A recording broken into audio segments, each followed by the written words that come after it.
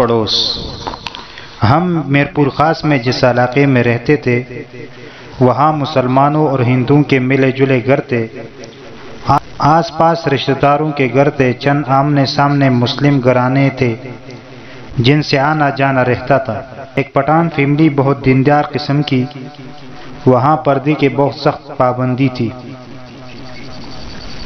اس لیے وہاں کم آنا جانا تھا، لیکن الیگ سلیگ رہتی تھی۔ وہ عمر رسیدہ آنٹی تھی، مجھے دیکھ کر بہت خوش ہوتی تھی۔ ایک ہم عمر مسلم دوست کا گھر تھا، وہ ہمارے گھر آتی، میں اس کے گھر جاتی تھی۔ ہمارے گھر کے مالک جو کہ نیچے پورشن میں اور ہم اوپر رہتے تھے، لغاری کاسٹ بہت ہی دیندار گھرانہ تھا، ان سے دعا سلام تھی، لیکن ان سب نے کبھی مجھے اپنی دین کی دعوت نہیں دی تھی۔ اب سوچتی کہ ہم 9 سال سے رہ رہے تھے، انہوں نے ہمیں کبھی دین کی دعوت کیوں نہیں دی۔ پڑوس میں کہیں محرم کے مجالس ہوتے ہیں، کہیں میلاد ہو رہا ہے، کہیں قرآن خوانی ہو رہی ہے، میں اکثر ان تقاریب میں بھرپور شرکت کرتی، کیونکہ سب مسلم لڑکیوں کی طرح چادر اوڑھ کر جانا مجھے بہت اچھا لگتا تھا، کیونکہ اب میں اپنے طور پر اپنی ثقافت کے خلاف بڑی سی چادر اوڑھی رکھتی تھی جس پر میرا پورا گھر خلاف تھا۔ جب میں چادر اوڑھ کر باہر نکلتی تو ایک لمبی روشنی کی چمک میرے آنکھوں میں ٹھہر سی جاتی، اپنے وجود میں محسوس کرتی اور وجہ سمجھنے سے قاصر۔ اے بھگوان، میرے خاندان کی اور لڑکیاں کیوں چادر نہیں اوڑھتی؟ کیوں وہ چادر میں سکون محسوس نہیں کرتی؟ جواب ندارت، ادراک کا منبع۔ قصہ مختصر کرنا بھی چاہوں تو نہیں ہو پا رہا۔ ایک دن پڑوس میں اپنے دوست کے گھر قرآن خوانی میں گئی۔ میرے دوست کے گھر ایک اور بھی مسلم لڑکی آئی ہوئی تھی جس کا نام انعام تھا۔ اللہ اس سے ہمیشہ سایہ رحمت و نعمت میں رکھے۔ وہ میرے قریب بیٹھی ہوئی تھی۔ دعا سلام کے بعد میرا اس سے بات کرنے کو دل چاہ رہا تھا، سو گفتگو کا سلسلہ میں نے شروع کیا۔ ایک دوسرے سے تعارف ہوا، کافی اچھا لگا، ایک دوسرے کو گھر آنے کی دعوت دی۔ آخر میں نے کہا کہ پہلے آپ آئیے ہمارے گھر پر، میں بھی آؤں گی۔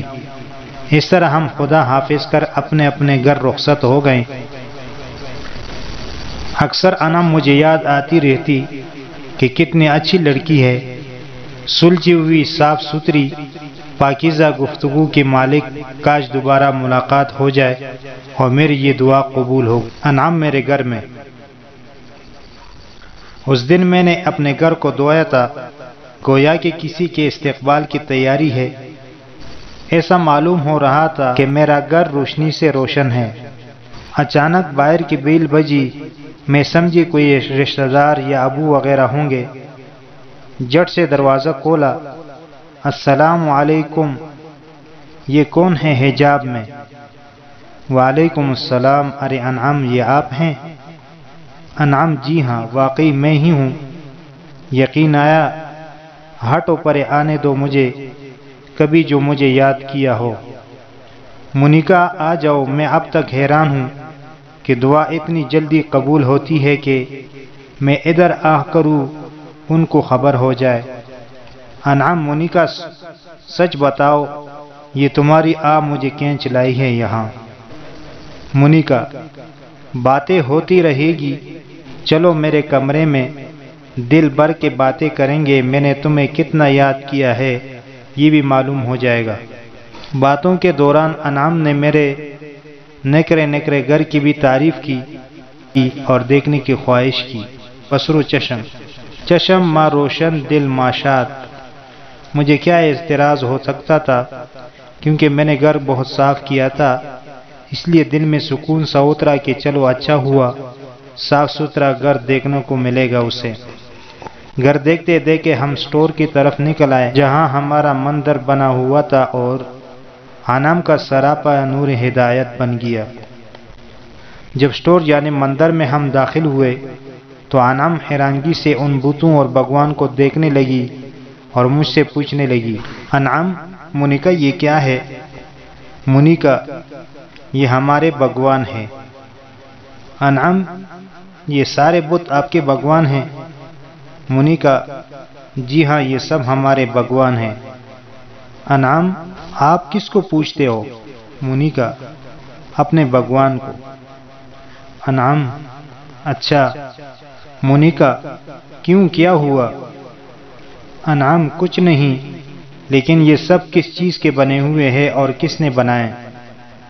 منی کا یہ مٹی کے بنے ہوئے ہیں اور بازار سے خریدے ہیں، بنے بنائے آتے ہیں۔ انعام وہ تو ٹھیک ہے، لیکن اس کو کس نے بنایا ہے؟ منی کا یہ بنے بنائے ملتے ہیں اور ظاہر انسانوں نے بنائے ہوں گے، جنات تو بنانے سے رہیں۔ انعام یہ انسان کے ہاتھوں کے محتاج ہے اور انسان ان کو زمینی مٹی سے بناتا ہے، آپ پھر بھی ان کو پوچھتی ہو؟ اس پر آپ نے کبھی غور کیا یا سوچا ہے؟ یہ تو خود انسان کے محتاج ہے، یہ تو خود انسان کے محتاج ہے، یہ کسی کو کیا دے سکتے ہیں؟ آپ نے جو ان سے مانگا ہے انہیں دیا ہے آپ کو؟ منی کا ہم نے جو ان سے مانگا ہے وہ ہمیں ملا ہے۔ انعام دینے والی ذات تو ان محتاجوں سے اوپر ہے، بلکہ پوری کائنات ہم سب اس کے محتاج ہیں۔ یہ کیا کسی کو دے سکتے ہیں؟ ہے یہ کیا؟ یہ سنسناہٹ کیسی؟ تیز روشنی کی چمک انعام کے آنکھوں سے نکل کر میرے آنکھوں کے راستے پورے جسم میں سرایت کر گئی۔ دل بہت تیزی سے دھڑکنے لگا، جیسے کسی دوشیزہ کا اپنے محبوب کے ملنے پر۔ پورے دماغ میں سنسناہٹ روشنی کے جمع کے بڑی مشکل سے اپنے حالت پر قابو پایا اور انعام کو لے کر باہر آ گئی۔ بڑی مشکل سے اسے رخصت کیا۔ جاتے جاتے انعام نے دوبارہ کہا، انعام میرے مخلوص، میری ان باتوں پر غور کرنا، یہ دنیا بڑی جائے خسارہ ہے، خدا حافظ۔ واپس آ کر خاموش پلنگ پر بیٹھ کر ہانپنے لگی۔ جب ذرا طوفان تھما، اپنا جائزہ اس طرح لینے لگی جیسے زلزلے کے بعد کوئی نقصان کا تخمینہ لگاتا ہو۔ میں نے کیا کھویا، کیا پایا؟ نظر تو کچھ نہیں آ رہا۔ پھر یہ کیا تھا؟ کیوں میں متزلزل ہوئی؟ شام کو واپس اسٹور میں آئی، بالکل اجنبی احساسات کے ساتھ بھگوان کی مورتیوں چھو کر دیکھا۔ صحیح، بالکل صحیح، یہ تو واقعی مٹی کے بنے ہوئے ہیں، لیکن یہ تو مجھے معلوم ہے۔ پھر یہ کون ہے؟ یہ ہمارے محتاج ہے۔ یہ ہمارے محتاج کیوں ہیں؟ ہاں یہ تو مٹی کے ہیں، لیکن میں نے سائنس میں کہیں پڑھا تھا کہ انسان میں وہی اجزاء ہے جو مٹی میں ہوتے ہیں، تو اس کا مطلب کہ میں بھی مٹی سے بنی ہوئی ہوں۔ کیا مطلب؟ تو پھر میں کون ہوں؟ یہ کون ہے؟ یہ کون اور کیوں کے بنور میں مجھے کون لایا؟ کیا یہ بھگوان نہیں؟ یہ تو مٹی کے ہے، ان کے خالق تو ہم خود ہیں، اور ہم بھی تو مٹی کے ہیں۔ پھر ہمارا خالق کون ہے؟ ہمیں کس نے بنایا؟ نا رسائی کا دکھ۔ دو آنسو ٹپک کر بھگوان پر جا گرے۔ اسٹور روم کے سارے بھگوان دھند لا گئے۔ یہ بھگوان جن کو ہمارے آباء و اجداد پوجتے چلے آ رہے ہیں، اس لیے ہم بھی پوج رہے ہیں۔ نہ سوچا نہ سمجھا کہ یہ تو اپنی ناک کی مکھی تک نہیں ہٹا سکتے۔ انعام نے کمرے میں آ کر کہا تھا کہ منی کا اوپر دیکھو، آسمان کی طرف، اس کی وسعتوں پر نظر کرو۔ چاند، سورج اور ان کے تارے، سیارے اور ان کے بہت سے راز کیا بتوں کے بنائے لگتے ہیں۔